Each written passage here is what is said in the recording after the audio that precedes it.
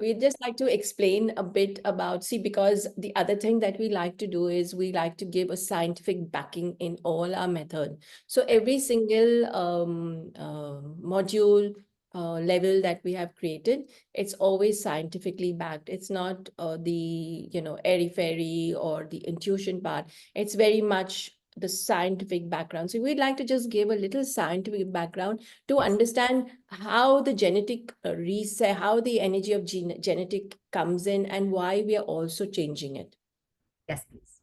So the way we know genes is mostly the way people understand the genetics is like the physical traits.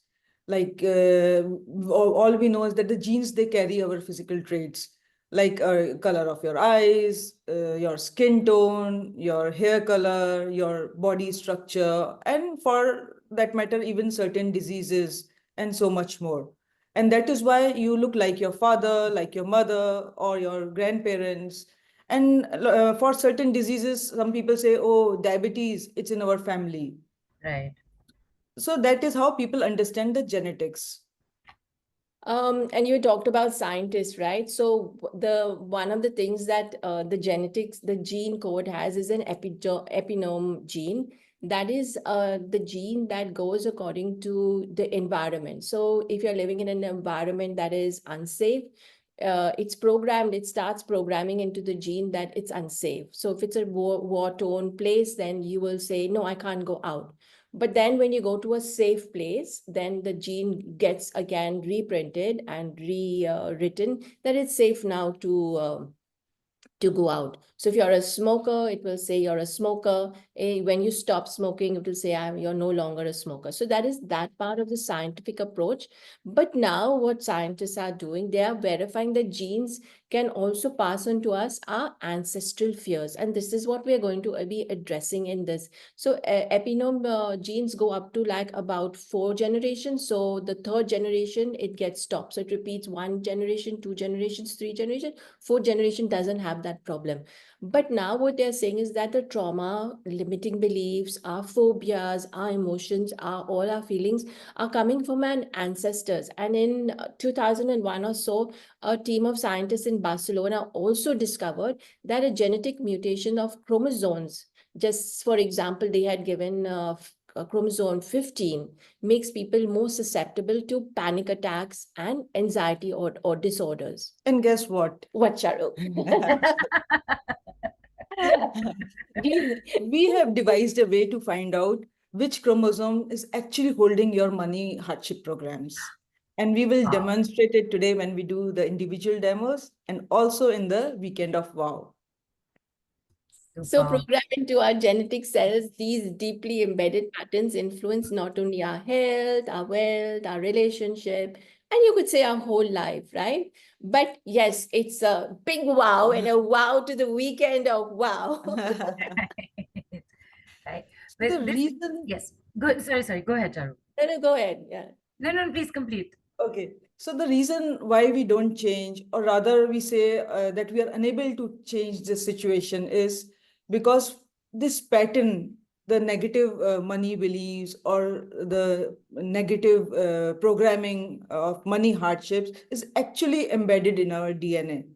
So say, for example, you decide that you want to become rich and you put notes all around your house saying, I am rich, just to keep reminding you of your goal and to keep yourself in that positive mode so that ultimately it starts going into your subconscious mind.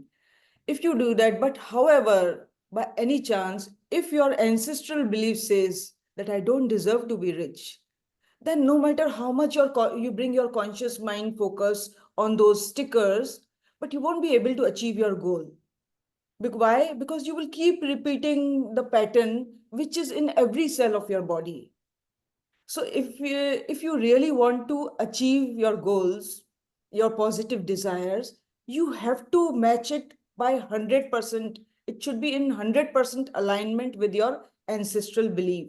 So you need to release those negative ancestral beliefs and replace them with the positive one. And then when you do all these things, automatically it matches and then the real manifestation happens. Right. Got it.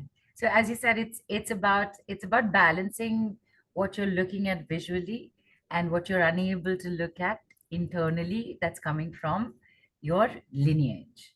Yes, exactly. Correct. Yes, exactly. Got it. I was just going to say, I was just saying this chromosome bit is very exciting. Like you're forget going to the root of the to the root of the root of the root. You've gone with this. Yes, Brenda, you were saying something. Yeah, so that was the first part. And the second part is that programs not just come from this life, but of course we were talking about generations past, right? So that's how it is. So I'll give you one of our clients. His great grandfather was a very rich person. He had servants, cars, jewelry, and was very happy with his family. Then, of course, he experienced India-Pakistan partition, and we've all experienced it. Most of our grandparents have experienced it. And overnight, he and his family had to leave all their riches behind when they came to live in India. So, losing all these riches, or he had to start over again. So, the emotions of, let's say, grief, like he had grief, anger, hardship, rejection, loss, all of this got programmed into him. And of course, physically feeling that, and they stayed into the system because he never had a closure, and we can see our grandparents keep talking about the time where they lost everything. Yeah, it was a big, like, for us we don't experience it, but for them it was quite a lot. So that was his story. Then his grandfather, sorry, his this so this The father. father would be born with the genetic. His father was born because we actually mapped it out, and we saw that his father was born with the ancestral pattern of disappointments, victimhood, ancestral belief that life is a struggle. And of course, he also had the emotions of anger and grief. But of course, he doesn't know. I mean, part of it he knows, okay, maybe coming from my grandfather, my father, because obviously, what he happened.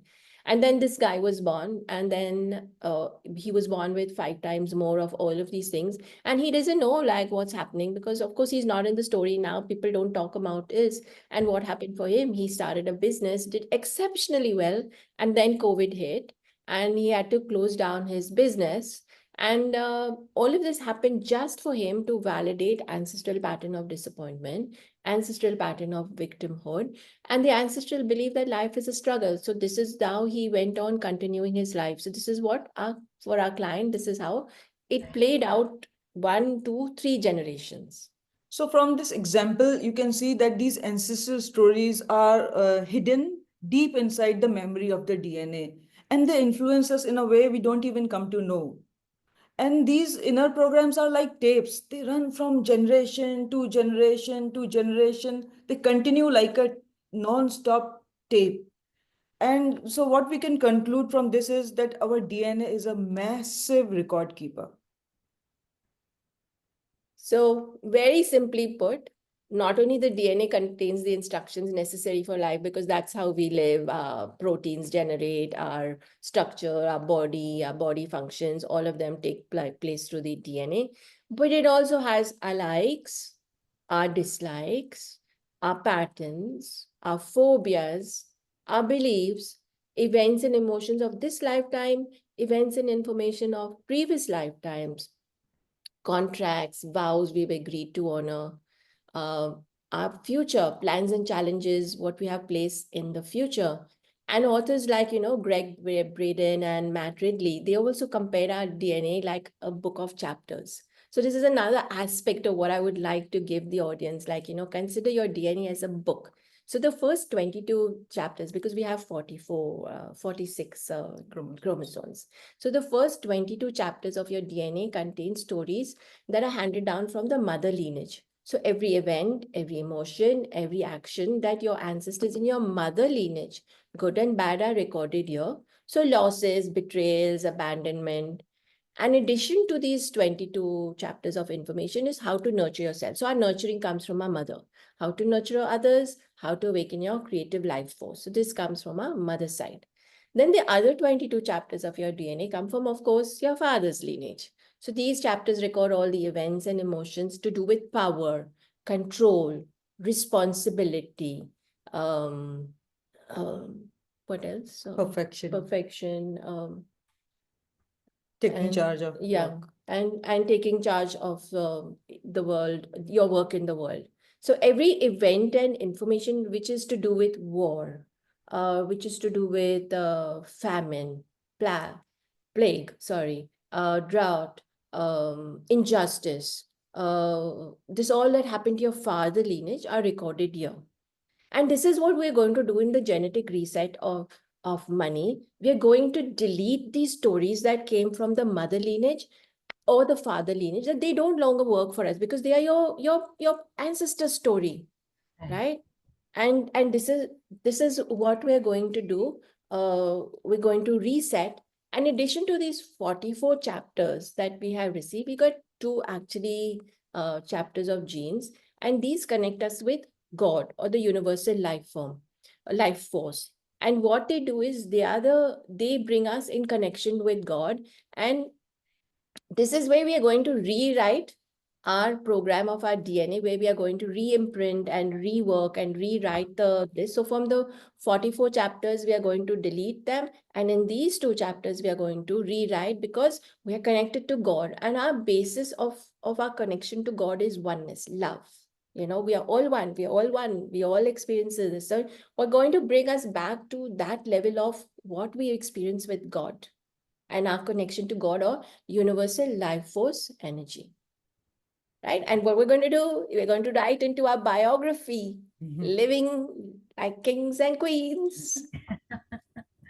Very nice. And thank you. That really, really simple explanation.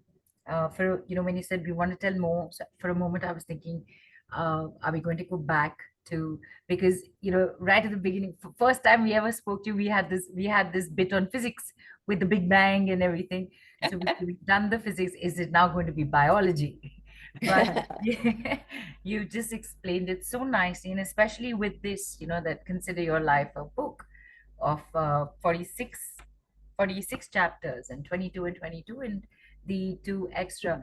So this is where I suppose, I am guessing, is where you're referring to it being a genetic and karmic reset, right? Because Yeah.